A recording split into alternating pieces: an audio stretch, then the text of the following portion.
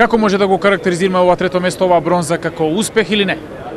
Uspjeh, ja bih rekao kao uspjeh, zato što da nam je rekao prije prvenstva, s obzirom na to pomlađivanje ekipe i na puno ozljeda, sigurno bi to prihvatili, ali kako je krenuo turnir, malo su se digla i naša očekivanja, jer smo dobili dosta utakmica smo dobili vrlo uvjerljivo, ekipa je izgledala odlično, došao je taj poraz sad do Danske u polufinalu koji su pokazali kao, pa po meni se u ovom trenutku čini najbolja reprezentacija na turniru, vidjet ćemo sutra točno šta će biti, ali kad se sve zbroji, ja bih rekao da je ovo veliki uspjeh.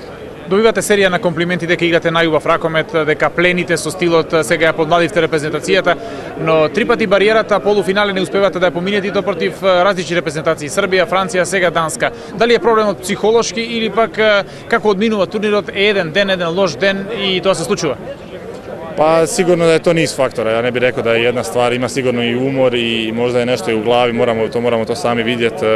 Sigurno da je bilo i nezgodno igrati protiv Francuza u polufinalu Olimpijade i protiv Srba u polufinalu u Srbiji. Znači, mora se reći da nismo imali baš lagan ždrijeb nikako, a i ovdje evo Danci za koje mislim da su najbolja ekipa trenutno.